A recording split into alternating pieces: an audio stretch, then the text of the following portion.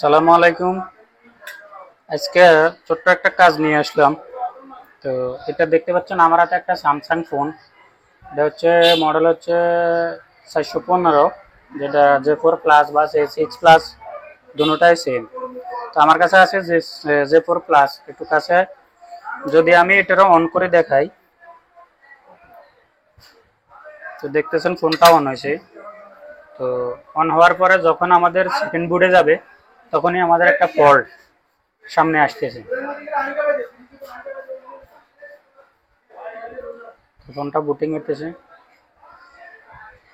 তো দেখলেন সেকেন্ড বুটে গেছে, সেকেন্ড বুটে যাওয়া সাথে সাথে ফোনটা অফ হয়ে গেছে। তো আমি কয়েকদিন আগে এরকম একটা ভিডিও বানাইছিলাম, সেটা হচ্ছে M02S সম্ভবত। ওইটাও আমাদের সেকেন্ড বুটে যাওয়ার পরে সেটা অফ হয়ে যায়। তো আমি যদি সেটটাকে আবার অন করি, তো দেখলেন আবার অন হইতেছে।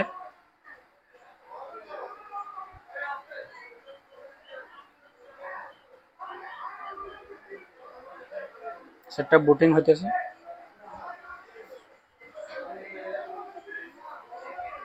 সেকেন্ড বুটে, তার মানে সেটটা আবার অফ। তো আগের ভিডিওতে আমি যেটা দেখাইছিলাম যে M02S এই সেকেন্ড বুটে যাওয়ার পরে বন্ধ হয় কেন, তো ওইখানে আমি যখন ডায়াগনোস করছি তখন ফল্ট পাইছিলাম যখন আমি পাওয়ার আইসি রিমুভ করে পাওয়ার আইসির ফ্যাট চেক করার পরে শর্ট পাইছিলাম একটা লাইন। তো ওই লাইনটা সরাসরি আমাদের চলে গেছে কোথায়, ওয়াইফাই সেকশনে। কিন্তু এই ফোনটা সম্পূর্ণ দেখতেছেন যে শিলগুলো উঠানো বা ওই যে এখানে শিল উঠানো সবগুলো চেক করা হয়েছে, কিন্তু একটা লাইন শর্ট পাওয়া গেছে এখানে। তো যদি আমি মাইক্রোস্কোপের স্ক্রিনে দেখাই, তো দেখতেছেন এই যে ওয়াইফাই আইসি, এটা আমাদের ওয়াইফাই আইসি, এটা হচ্ছে আমাদের চার্জিং আইসি পিএমআই, যেটা পিএম বা সাব পিএম চার্জিং এসি, যেটা ডিসি টু ডিসি এসি যেটা আমরা জানি। আর এই ফিটে যদি দেখাই, তো এগুলো সবগুলো আমি চেক করার পরে এখানে সমস্ত চেক করার পরে এখানে পাওয়ার আইসির প্রত্যেকটা আশেপাশে কম্পোনেন্ট চেক করছি। চেক করার পরে আমার কোথাও শর্ট আমি পাই নাই। তো কোথাও শর্ট পাই নাই, এখানেও শর্ট পাই নাই।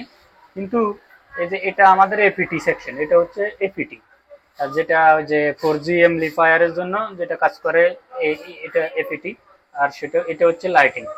তো এখানে আমাদের কোনো শর্টিং নাই। তো আমি যদি এখানে দেখাই, এই জায়গায় দেখাই, তো এখানে দেখবেন যে এই জায়গাটায় আমার এই ক্যাপাসিটরটা শর্ট। এখানে এই একটা ক্যাপ থাকার কথা, একটা ক্যাপাসিটর থাকার কথা। তো এই ক্যাপটা থাকার কথা কিন্তু নাই, এটা শর্টের কারণে যে কেউ রিমুভ করছে, যে কেউ এটা শর্ট থাকার কারণে ক্যাপাসিটরটা রিমুভ করছে, কিন্তু তারপরেও শর্ট যায় নাই বা শর্ট লাইনটা এখনো এখানে শর্ট আছে। যদি আমি আপনাদেরকে মিটারে দেখাই, তো দেখবেন যে এখানে দুটো লাইন শর্ট।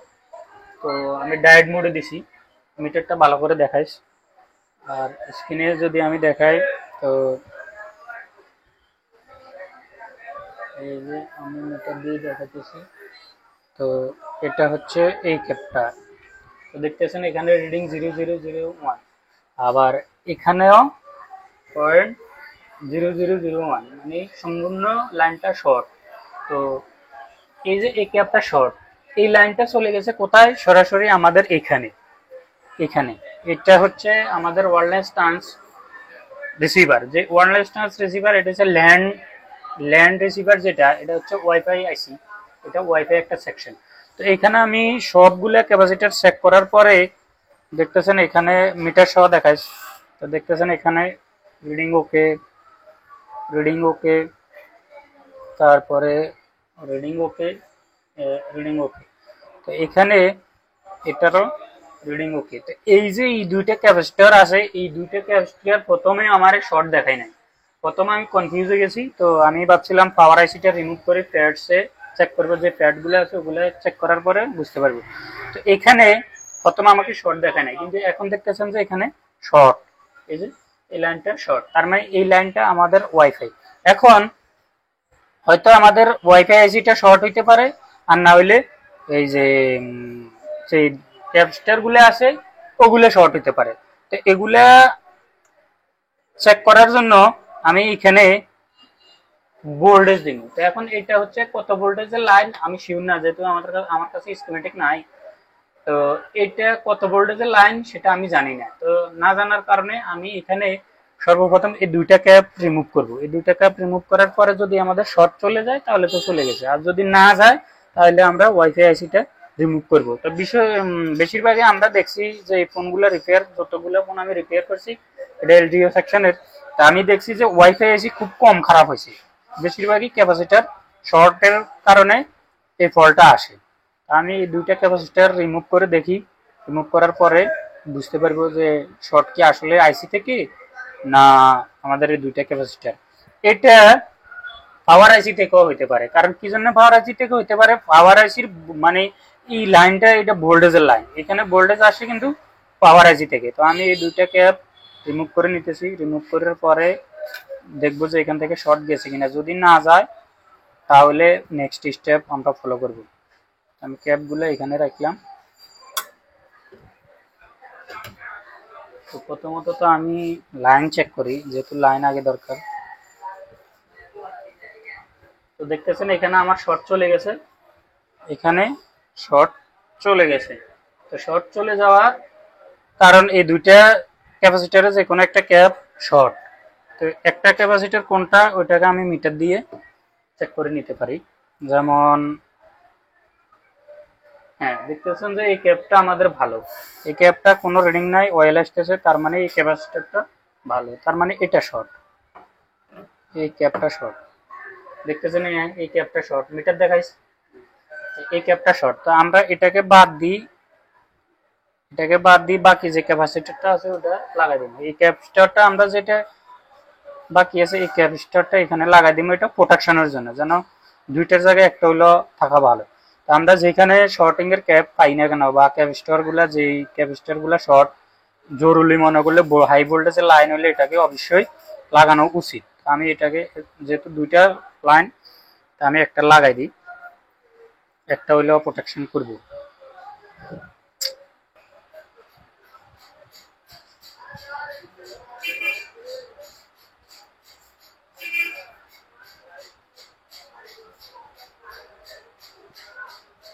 তো দোনোটা ক্যাপাসিটর একই লাইনে, এটা কোনো জরুরি না, একটা থাকলে চলে। তো আমি আবার একটু শর্টিং চেক করে নিব, কোনো এরকমটা তো নয় আবার আমি হয়তো শর্ট আলাদাই লাগালাইছি। আমি ক্যাপাসিটরটা লাগাই নিছি, এখানে আমি চেক করব যে আসলে রিডিং এখন ওকে আছে কিনা। তো এটা লাইন, তো দেখতেছেন এখন রিডিং ওকে। তো এই কাজটা আমাদের অলরেডি গ্রাউন্ড। ঠিক আছে, আমরা এবার ফোনটা চালু করে দেখি যে আমাদের সে কাঙ্ক্ষিত সমস্যাটা সমাধান হয়েছে কিনা।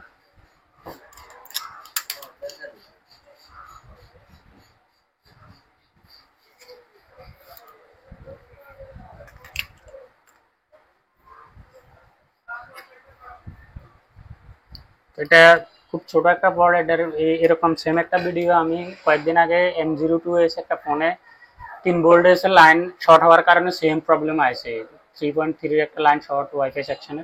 তো লাইনটা রিমুভ করার ক্যাপটা শর্ট, ক্যাপটা রিমুভ করার পরে ফোনটা আমার হয়ে গেছিল।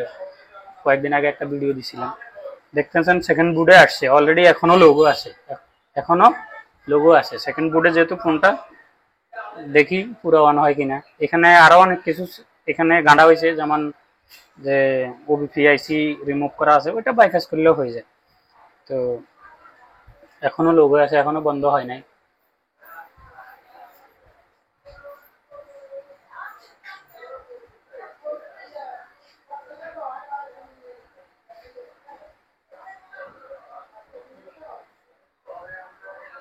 যেহেতু ফোনটা ফ্লাশ করা হয়েছে, এই ফলটার জন্য পূর্বের আমার এক বড় ভাই উনি দেখছে, উনি বলছে যে এটা ফ্লাশ করা হয়েছে। তো এই জন্য হয়তো ফোনটা অন অন হইতে একটু সময় নিব, তো আমরা সেই সময় পর্যন্ত অপেক্ষা করি, সমস্যা নাই। তো দেখতেছেন আমার ফোনটা অলরেডি স্টার্টিং, ফ্লাশ করার কারণে একটু সময় নিচ্ছে, মাঝখানে আমি অল্প কিছু সময় স্কিপ করছি। তো ফোনটা দেখতেছেন যে স্টার্টিং, অ্যান্ড্রয়েড ফুল চালু হনে দিই।